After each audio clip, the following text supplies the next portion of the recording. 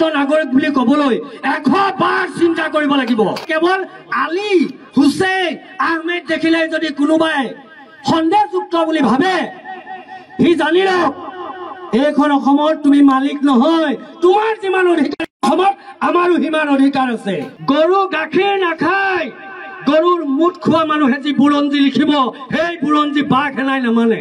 এইখন অসমক একেবাৰে মালিক যেন ভাবি কেইজনমান বিশেষ ব্যক্তিয়ে এইখন অসমৰ অসম বুলি ভাবিছে। কিন্তু যদি ভাবিছে, সেই কেইজন ব্যক্তিক কৈছো, যদি অসমখন কোনোবাই নিজেই কেৱল কেইজনমান বিশেষ ব্যক্তিয়ে মালিক বুলি ভাবিছে, তেন্তে সেই কেইজন ব্যক্তিয়ে মূৰ্খৰ স্বৰ্গত বাস কৰিছে বুলি মই ক'ব লাগিব। সেইটোৱে যে এইখন অসমত আমি আলহী নহয়, এইখন অসমত আমি আলহী নহয়। মোৰ পূৰ্বজৰ এইখন অসমত তেজ আছে। গতিকে কোনোবাই আমাক সন্দেহযুক্ত নাগৰিক বুলি ক'বলৈ 100 বাৰ চিন্তা কৰিব লাগিব। কোনোবাই কেৱল আলী হুছেইন আহমেদ দেখিলে যদি কোনোবাই সন্দেহযুক্ত বুলি ভাবে, সি জানি লওক এইখন অসমত তুমি মালিক নহয়। তোমাৰ যিমান অধিকাৰ অসমত আমাৰো সিমান অধিকাৰ আছে। তো আজি বিভিন্ন সময়ত, আজি অলপ দিনৰ পৰা এই যিটো এটা পৰিৱেশ সৃষ্টি কৰিবলৈ লোৱা হৈছে, এই যিটো পৰিৱেশ বৰ্তমান একাংশ ব্যক্তিক সন্দেহযুক্ত বুলি যি কৈ থকা হৈছে, এটা টেগ লগোৱা হৈছে, এইটো কিন্তু বেছি দিনৰ কথা নহয়। একো এই কথাটো বেছি দিনৰ কথা নহয়।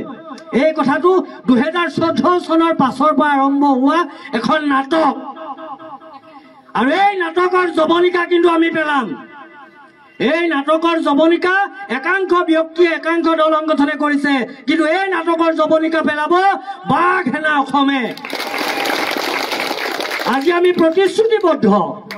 আজি এই বাঘ সেনা অসমৰ মঞ্চত থিয় হৈ মই ইউনুছ তামুলী প্ৰতিশ্ৰুতিবদ্ধ যে অসমত কোনো ব্যক্তিয়ে বিনা কাৰণত, বিনা প্ৰমাণত যদি কোনো বুলি কয়, প্ৰথমে ইউনুছ তামুলীয়ে সেইসকল ব্যক্তিৰ সন্মুখত ঢাল হৈ থিয় দিব। আৰু এইটো কোৱা কথা নহয়, এইটো কৰি দেখুৱাইছো আৰু কৰি যাম। তাৰ কাৰণে আপোনালোকৰ সহায় সহযোগিতা মোক লাগিব। সহায় সহযোগিতা আপোনালোকে কৰিবনে? তো সহায় সহযোগিতা কৰিব লাগিব। বৰ্তমান যিখন বুৰঞ্জী আমাক পঢ়াই থকা হৈছে, 2014 চনৰ পৰা যিখন বুৰঞ্জী আমাক পঢ়াই থকা হৈছে, যিখন বুৰঞ্জী আমাক শুনাই থকা হৈছে, সেইখন বুৰঞ্জী কিন্তু আমি মনা ভকত নহয়। সেই বুৰঞ্জীখন আমি নামানো। সেইখন বুৰঞ্জী মানিম যিখন বুৰঞ্জী 2014 চনৰ আগতে আছিল। সেইখন বুৰঞ্জীত প্ৰত্যেকজন অসমীয়াই, প্ৰত্যেকজন অসমৰ প্ৰতিজন ব্যক্তিৰ পূৰ্বপুৰুষৰ তেজ য'ত লিখা আছিল, সেইখন বুৰঞ্জীহে আমি মানিম। গৰু গাখীৰ নাখায়, গৰুৰ মুঠ খোৱা মানুহে যি বুৰঞ্জী লিখিব, সেই বুৰঞ্জী বাঘ হেনাই নামানে। গম পাইছে? গতিকে সেইসকলক প্ৰতিহত কৰিবৰ কাৰণে আমি ওলাই আহিছো আৰু প্ৰতিশ্ৰুতিবদ্ধ।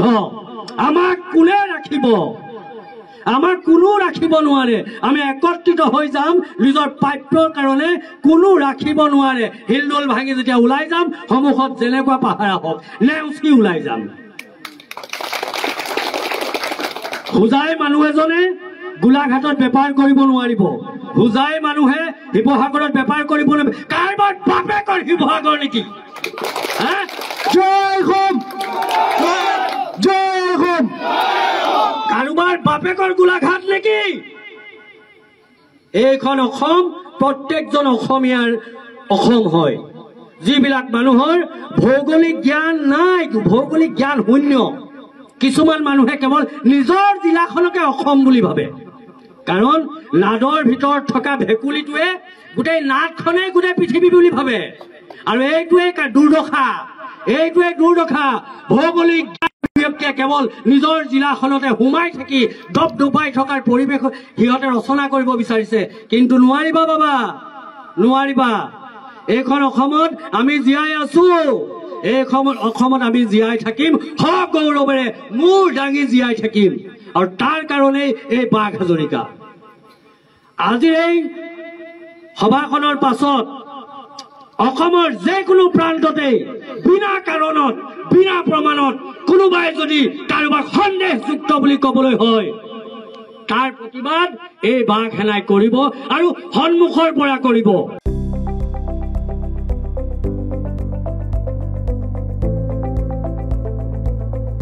NB নিউজ, সহজ সৰল ভাষাত নৱভাৰতৰ কথা।